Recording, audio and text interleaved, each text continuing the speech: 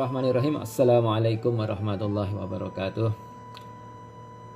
Alhamdulillahirabbil alamin wassalatu wassalamu ala asrofil mursalin wa ala alihi washabbihi ajmain. Amma ba'du. Alhamdulillah kita bertemu lagi pada pagi hari ini. Mudah-mudahan kesehatan, kesempatan dan iman yang Allah berikan pada kita bisa kita maksimalkan untuk membawa bekal, menyiapkan bekal menuju pertemuan dengan Allah nanti. Saudara-saudara sekalian, sebagaimana qanaah pada rizki dan jodoh yang pernah kita bahas, kita juga wajib qanaah pada ajal. Ajal itu artinya akhir dari segala kenikmatan di dunia.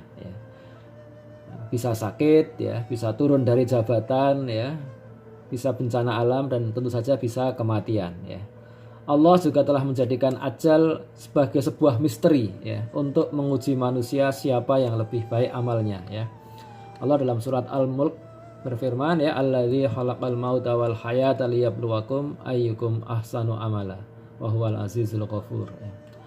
Dia yang menjadikan mati dan hidup supaya dia menguji kalian siapa di antara kalian yang lebih baik amalnya. Dia Maha Perkasa lagi Maha Pengampun. Saudara sekalian, ada orang yang dimatikan, dicabut nyawanya, meski menurut penilaian kita dia belum memperoleh hasil kerja keras perjuangannya. Dia masih banyaklah bahkan di antara para sahabat Nabi pun tidak pernah mengalami hasil dari jerih payahnya. Dia ikut berdakwah, ikut berjihad, tapi dia syahid di perang Uhud misalnya. Nah, ini Allah berfirman, kullu nafsin dha'iqatul maut. Setiap yang berjiwa akan merasakan mati. Wa innama tuwaffawna ujurakum yaumal qiyamah. Dan sesungguhnya pada hari kiamat sajalah disempurnakan pahalamu. Jadi memang sebagian dari kita itu akan mendapatkan pahalanya, mendapatkan hasil jerih payah itu langsung di dunia. Tapi ada yang ditunda hingga hari kiamat. Faman zuhriha anin nari wa udhilal jannata faqad faz. Wa mal hayatud dunya illa mata'ul ghurur. Barang siapa dijauhkan dari neraka dan dimasukkan ke dalam surga, maka sungguh ia telah beruntung.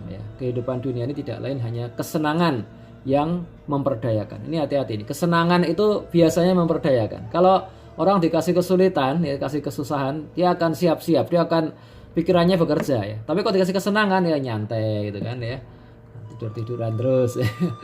Tapi sekarang di masa pandemi ini tidur-tiduran tuh berjuang katanya.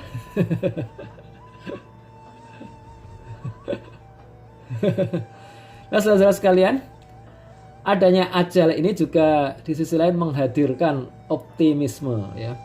Ketika seseorang merasa perjuangannya melawan kebatilan itu amat berat, musuhnya begitu kuat, karena kebatilan itu kadang terorganisir rapi dan kuat, maka optimisme ini akan memberikan semangat pada dia. Dia yakin bahwa ahlul batil pun memiliki ajal. Orang-orang kafir, orang-orang fasik, orang-orang zalim yang begitu perkasa yang pernah ada dalam sejarah, mulai dari Hitler, mulai dari Fir'aun, mulai dari Abu Jahal, itu sekarang semua sudah menemui ajalnya, sudah nggak ada. Maka Rasulullah diperintahkan dalam surat At-Taubah, qul la amliku li nafsin darran wala naf'an illa ma syaa Allah likulli ummatin ajal idza jaa ajaluhum fala yastakhiruna sa'atan wala yastaqdimun. Katakanlah, aku tidak berkuasa mendatangkan madarat dan tidak pula manfaat pada diriku, melainkan apa yang dikehendaki Allah. Tiap-tiap umat memiliki ajal. Apabila telah datang ajal mereka, maka tidak ada yang dapat mengundurkannya barang sesaat pun dan tidak pula mendahulukannya. Jadi jamaah rahimakumullah, mungkin pada hari ini ada bangsa-bangsa tertentu yang begitu jumawa, begitu perkasa, begitu adidaya, dan mereka semenang-menang di dunia ini. Jadi nggak cuma akan mengatakan if you hit me, I can make you feel pain. Kalau engkau menyerangku, aku bisa membuatmu sakit. Tapi bahkan dia bilang begini, if you don't listen me, I can make you feel pain. Kalau kau nggak mendengarkan saya bisa bikin kalian susah. Nah, tapi bangsa yang begitu akhirnya pun memiliki ajal ya.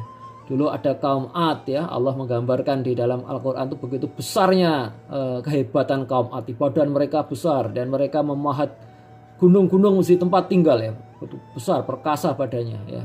Itu sudah memiliki ajal. Kaum Samud demikian ya.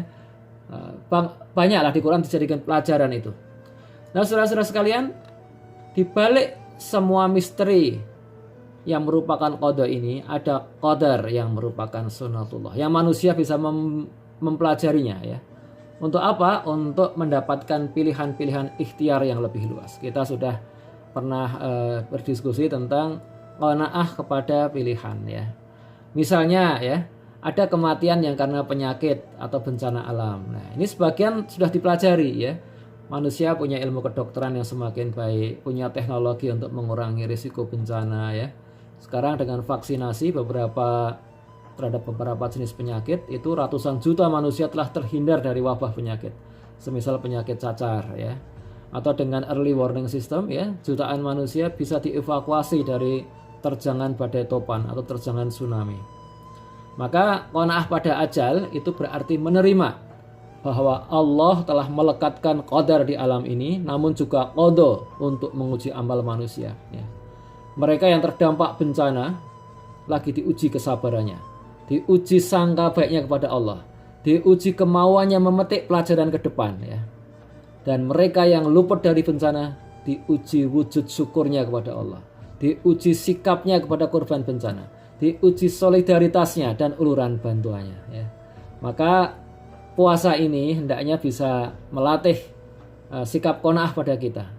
Karena selama bulan mulia ini kita belajar bersyukur dan bersabar ya. Banyak saudara kita saat ini yang semula kelas menengah ya, punya penghasilan tetap, tapi dengan pandemi ini ekonomi berhenti ya, banyak yang kemudian menjadi tiba-tiba jatuh miskin ya. Rumahnya mungkin bagus tapi dia sama sekali nggak punya uang yang bisa dipakai untuk membeli makanan. Mari kita tingkatkan empati kita bantu saudara-saudara kita ya, dan belajar bersyukur dan bersabar itu semua baik bagi seorang mukmin. Demikianlah, mudah-mudahan bermanfaat. Billahi taufiq wal hidayah. Assalamualaikum warahmatullahi wabarakatuh.